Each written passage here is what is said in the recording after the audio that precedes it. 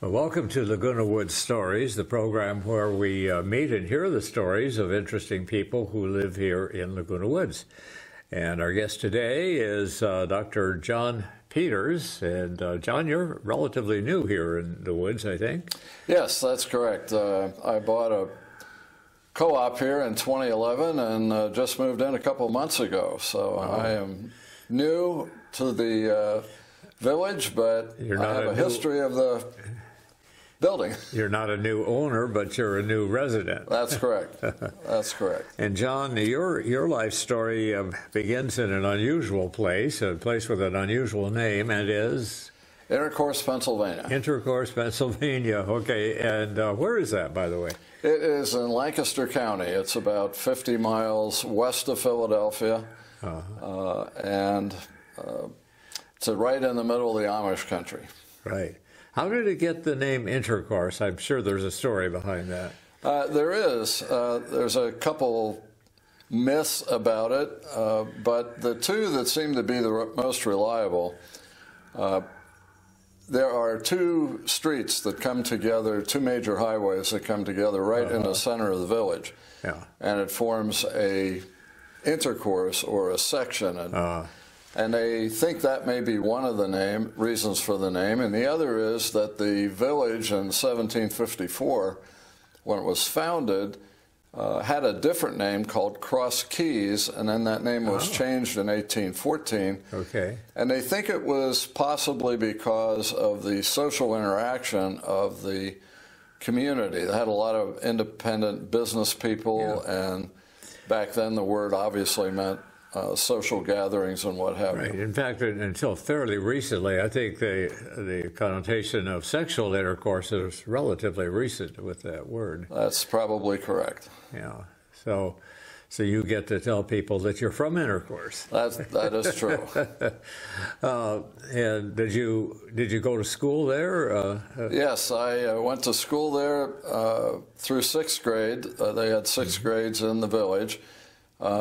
4 of those years, I went to a one-room schoolhouse, and I went with the Amish children and the Mennonite children. We were all together. And then after 6th grade, I went to the high school, and the Amish children stayed in the village and completed grades 7 and 8. That's all they were required to complete. I see. So that was kind of a big tourist area because of the Amish connection. It's a very picturesque area, beautiful area. Yeah, it is a very beautiful area. Yeah. So when you went on somewhere else, where did you go? Well, I left the village and went to Alexandria, Virginia, and worked for the federal government for a while. Then went on to higher education, which took me to Maryland and then up to Massachusetts, and after that or in the middle of some of that, I became a law enforcement officer and eventually wound up in a suburb of Boston as part of the command staff in the police department. So you had kind of the big chunk of your career was in law enforcement. In the beginning, yes. You must have some interesting stories of those years. Were you on patrol ever, or that sort of thing? I was a patrol officer for a period of time, and then I went to the sheriff's department. I worked fugitives for 3 years and did training and courtroom security. So you worked fugitives, which means? There was a warrant out for your arrest, whether it was local, in the state, or out of state. I was part of the team that tracked you down. Wow. So you learned some investigative techniques and all of that. Oh, yeah, quite a few. Now, I see that you have a couple of master's degrees and a doctorate, and there's a bunch of letters after your name. So you seem like you didn't know where to stop as far as getting college is concerned. Well, there's some truth to that, although I somewhat laid out a plan. My first master's is in public relations and communication, and I took that at Boston University, and when I got out, there were no jobs. So I went over to Babson College in Wellesley, Massachusetts, and picked up an MBA. And that's basically a suburb of Boston, is it? Yeah, about about 18 miles outside the city. Okay. And then 20-some years later, I went back for my doctorate, and then in 2013, I took a postdoc Master of Arts degree from Cal State San Bernardino. So I think now I'm finished other than seminars and those types of things. Okay. And your doctorate is in what? In applied management and decision sciences. So I'm on the quantitative side of decision making, and that led me into teaching part-time, and my two primary courses I taught were research methods and statistics, the two courses people love to hate. And your teaching, was it mainly at the college level or for the Justice Department, or? Well, at the college level, I taught some undergrad, but mostly graduate students, MBAs, and doctoral students. And then I've taught in 49 of the 50 states and police academies across the United States. Really? Plus England, Canada, and Singapore. So have you traveled all these places, or is yes. it all? No. Wow. Yeah. So you really got around. I did for a period of time, yes. Yeah. Oh. And tell me about some of the more interesting things that happened as a police officer. Well, you go to domestic calls where the husband beats up the wife, or the wife beats up the husband, or... How often do you have a problem with the wife beating the husband? When I was on the street, we had a few. Today, there's quite a few more. Really? And back in the day, when you went there, you'd arrest one of the parties, and then the other one would jump on you and say, "Don't take my spouse." And oh, dear. so today, when normally an arrest is made, the state usually takes over, and the police then can't undo anything. Many states have that law. Oh. So that was part of it. Fugitives, we worked undercover many times. We wore plain clothes. We didn't wear a uniform. And probably the best story I have from all of those years was we were looking for a fugitive who lived in Michigan. And we saw that his mother had died. So we figured he'd be coming back for the funeral. So we met with the funeral home proprietor, and they introduced us to the family as ministers, and we were in a separate room. And when the funeral, or when the viewing was over that night, and they closed the casket, we came through the doors and arrested the guy and took him to jail. Wow. And people said, "You can't be the cops. You're the minister." So we fooled more than one. Wow. Wow. That's interesting.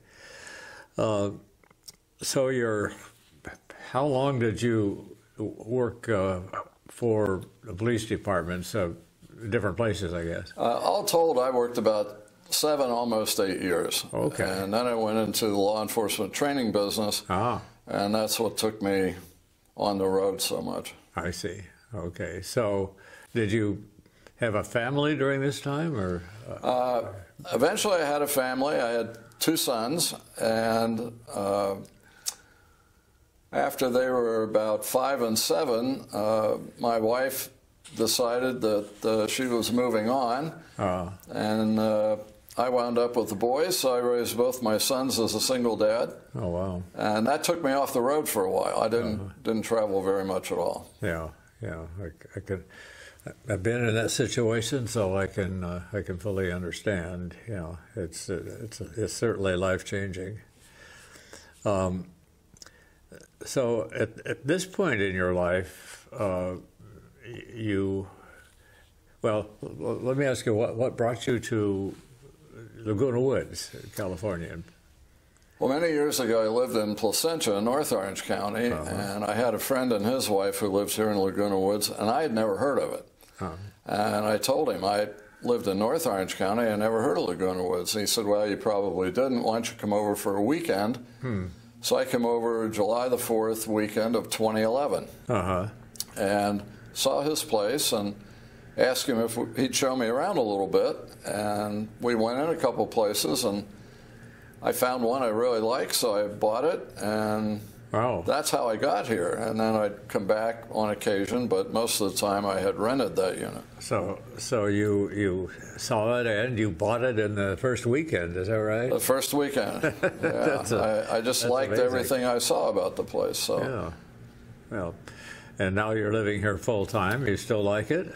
Oh yeah, I'm checking out various clubs. I belong to the video club, and Yes. I've been to meeting a group of people throughout the village, and I've heard about the California Club and the Ballroom Dancing Club and a couple others publishing clubs. So I'm looking into those, and we'll probably join one or more of those shortly. No lack of things to do here in Laguna Woods. Yeah, I'm still working, but I could see where one could stay very busy here every day doing something. That's for sure. You say you are working, and what are you doing now? Well, I own two businesses.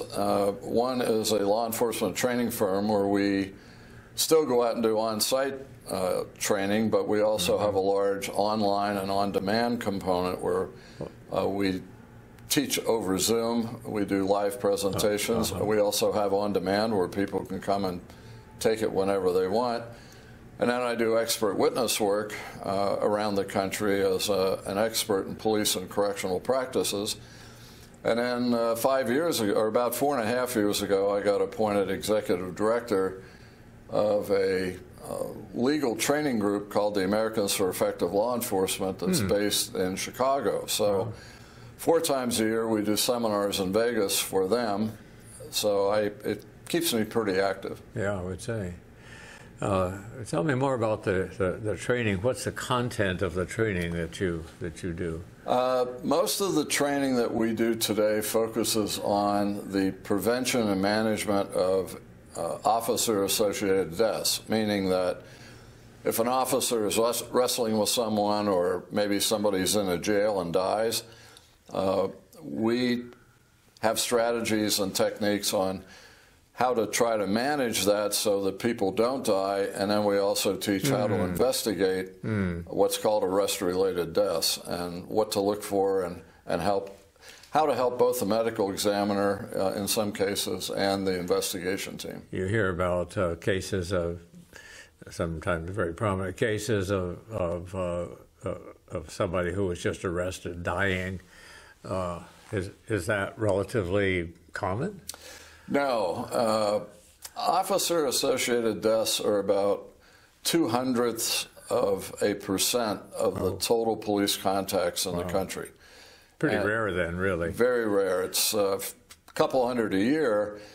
But even though it's rare, if it happens to your family, it's a real tragedy. Yeah. And a lot of negative publicity that can go with it, and sometimes the police do make mistakes.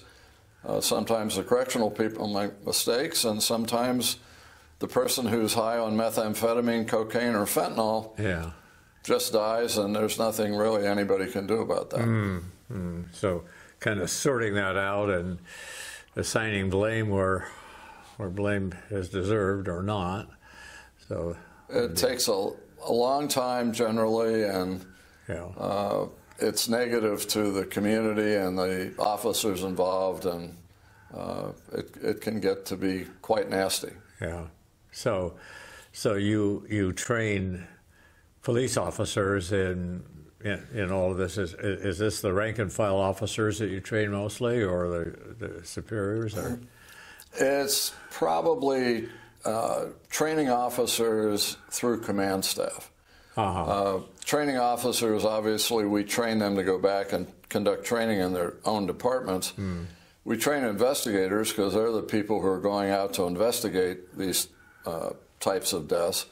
And then we also teach the command staff from a perspective of policy procedures and the downside risk of not having that training. For example, somebody could be disabled and qualify under the Americans with Disabilities Act. Yet very few police departments train about the ADA. So we try to educate the chiefs and the upper command. You've got to do that training. It's part and parcel to winning a lawsuit. If you're trying to arrest somebody who is physically handicapped in some way and you're insensitive to that, that could be dangerous, could be life-threatening. It could be, or you have a person with autism who's acting out and the officer knows nothing about autistic behaviors and uses what will eventually be determined to be excessive force on an individual like that. So the training is really valuable today, and fortunately more places are opening up to the idea. Now, you mentioned also that besides training, you're doing expert witness work. Tell us about that. Well, the expert witness work under Rule 702 of the Federal Rules of Evidence at the federal level, attorneys can bring in experts when they feel the need to explain concepts and principles that the average layperson may not understand. So I will generally get a call from either the plaintiff, the suing party, or the defense, the people being the recipient of the lawsuit, and I evaluate the facts, and then I decide whether or not I can take the case. So I don't believe that police are 100% right or that the other people are 100% wrong. So I weigh the facts and take the cases accordingly. So you don't necessarily take every case that comes your way. No, I turn away a lot of cases. And in fact, I turned away a criminal case not long ago and told the defense counsel, I said, you're going to lose, your sheriff's going to go to jail. And the defense counsel said, I can't believe that. And I said, well, trust me. He's going to jail for the behavior he did, and he got sentenced to 18 months in prison. So that's pretty scary, I'm sure, for a police officer to go to jail. Not well treated by other prisoners, I would guess. If they find out who they are, that's correct. They have a higher risk of injury or having things happen to them in the Do they facility. put them in the general population when police go to jail? Or? Well, it depends. It depends a little bit on the jail and where they're sentenced. A lot of times they're sentenced outside the area, so people may not know them. Many times they're in general population. Sometimes, depending on the threat level, they could go into segregation, although that people don't want to go into segregation for a lot of reasons. What do you mean by segregation? You're in a cell 23 hours a day by yourself. Oh my goodness. And you get out for maybe an hour a day, and you get out when everybody else is. So you're just being protected from the other prisoners, but you lose almost all your freedom in that. That's correct. Process. Yeah, it's a very, very emotionally destroying environment for the most part. Yeah. So you get hired. You're paid for this. Yes. And you go testify. You learn about the case and see if you want to take it or not. And if you do take it, then what happens? If I do decide to take it, the attorneys will send me the file. The files here of late are between 5,000 and 10,000 pages in length. Oh my gosh! You may have 10 or 12 body-worn camera videos that you have to watch, and of course you watch that in real time. So if they're 2 hours long, you got to sit for 2 hours, and then we write a report. In federal court, generally you write a report, and that report's submitted. Then you may be asked to do a deposition where the other side asks you questions. And if the case doesn't settle or get thrown out along the way on what's called a motion for summary judgment, then we go to trial. And many times I'll be called to testify at trial. So it starts with your digesting all this information and then writing a report. And you have a pretty good idea at this point who's guilty and who's not, I suppose. But well, we don't determine who's guilty or who's not. What we do is write about what they did right or maybe what they did incorrectly. Because that's the province of the jury. The jury decides whether or not the person violated something or rises to the level of legal guilt legally. Right. Yeah. So can you say anything about any of the cases? I'm sure that you're limited to what you could talk about. Well, I've done quite a few cases with the late Johnny Cochran. And, oh, really? Yeah, one case in particular that I remember, we were in court in downtown Los Angeles, and there was an eyewitness to the event. An officer had used a baton on a driver, and the driver took the baton away from the officer, and the officer wound up shooting the guy. Oh, wow. And the eyewitness described this, I mean, very, very clearly, and Mr. Cochran had him go through it, and he had a big whiteboard. And he had everything diagrammed on a whiteboard: light standards, trees, sidewalks, parked cars, from the photographs at the scene. And he asked this gentleman, he said, so I want you to come out of the witness box and put an X where you were standing. And this gentleman did. And I was sitting in the back of the courtroom because I was the next witness. And Mr. Cochran at that point took a big sheet of Mylar that he had folded over, and he put it down. And he had other things that were on there that weren't depicted on the first board. Oh, wow. And he looked at the gentleman and he said, you couldn't have seen that because where you put yourself, there's a big tree right there. And the gentleman who's on the witness stand goes, okay, I didn't see a thing. And he gets up and he runs out of the courtroom. Oh, my gosh. And the judge, without missing a beat, looked at Mr. Cochran and said, Counselor, I presume that witness is excused. That's probably the funniest thing I've ever really seen happen. In another case, the officers were prepped so much by their lawyers that a female deputy got on the witness stand, and her lawyer, on direct examination, said, would you tell the court your name? And her immediate response was, I don't understand the question. So the judge looked down and he said, you don't understand your name? So, you know, you go up on the witness stand, and even after doing this for a number of years, you still get butterflies, and because it's like studying for a final exam, and you can't have any wrong answers. Right. And it's a little intimidating even yet, but for people who don't do it very often, it's even worse. So I can understand why she said that. Now you have been doing this kind of work for some years now. Yes, I have, since 1982. Wow, that is some years. Yeah. So I've done about 1,000 cases. Wow, and where do these tend to be?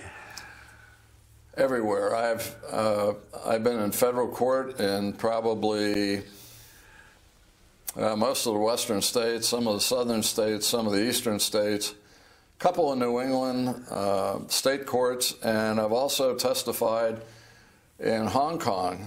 Really? In a criminal case in Hong Kong, which we happened to win, and then I decided it was probably good to leave town. Was this when Hong Kong was under British rule, or? No, it was in 2003, and they were recently Chinese rule. Yeah, they were transitioning. So half the trial was in Cantonese, and the other half was in English for my benefit. Yeah.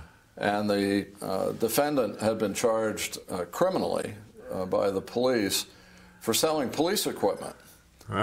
And from everything that we reviewed, it was entrapment. So I testified as to the development of the baton and how it worked, and that is eventually what the court found was helpful and found the defendant not guilty. Interesting. So you typically in a case like this, you're well paid, presumably, but it takes quite a while. How much time does a typical case take? It depends on the courts, and since COVID, it's a mess. I've got cases coming to trial that are 9 years old. Oh my gosh. So, and I've had other cases that are coming to trial that are 2 and 3 years old. So it depends on the courtroom, it depends on the state, it depends on the docket of that court. There's a lot of intervening variables. Are you at any personal risk for your testimony, or people out to get you? One time I had a plaintiff threaten me. He called me at night on my phone, my personal phone, and made some very threatening comments, but it didn't worry me too much. But then he did it 3 more times, so I gave it to the attorney, and it turned out he did that to all the experts on our side. Wow. And the court sanctioned him and told him if he did it again, they'd probably go to jail. So we won that case and never heard from him again. For which you were happy. Yeah, absolutely. Yeah. You have parts of the country where you hope you don't have cases, or do you have favorite places or favorite courts that you like to go to? It's kind of could be a little vacation to go to some of these places. Probably my favorite courts are in Hawaii. Oh, I would think. Yeah, I go over there. In fact, I'm scheduled for 2 trials in Hawaii later this year, so I usually fly into Honolulu and testify, and then I'll go to the Big Island, or I like the Big Island quite a bit, so I'll go over there for a few days. And so you and then wrap back up a little mini vacation in with things. Since they flew court, or whoever pays you flew you to Hawaii, and yeah, I let them pay me round trip to go to Hawaii, and then I pay my own fare after that to go to the Big Island. Yeah. And so I keep the expenses very separate, because it wouldn't be right to charge them for my vacation. How often do you do this? Is this something you do like once a month, or? Working on reports, this week alone I've worked on 3 different cases. Now last month I didn't have many because I had 5 the month before. So I stay pretty active with it. It's the reading and the writing of the reports that take up the most time. I see that you have written 9 books. Yeah, a few books. And something like 250 articles in professional journals, that sort of thing, I presume. Yeah. Most current, as of last week, 310. 300?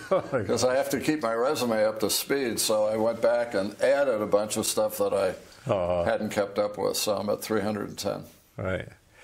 So what do you especially enjoy about living here in Laguna Woods? How's it different from other places you've lived? The sense of community. I grew up in that little town of 800, and we had grass and we had trees, and you knew all the neighbors. Yeah. And then I've lived in the desert for the majority of my life, and coming back here, I have grass and trees and neighbors, and people are friendly, and it's a very easy transition into the village. I must say that. Well, we're delighted to have you here, and unfortunately we've reached that time when we're going to have to say goodbye for today, but we have enjoyed hearing a little bit about your interesting life and career. Well, thank you very much.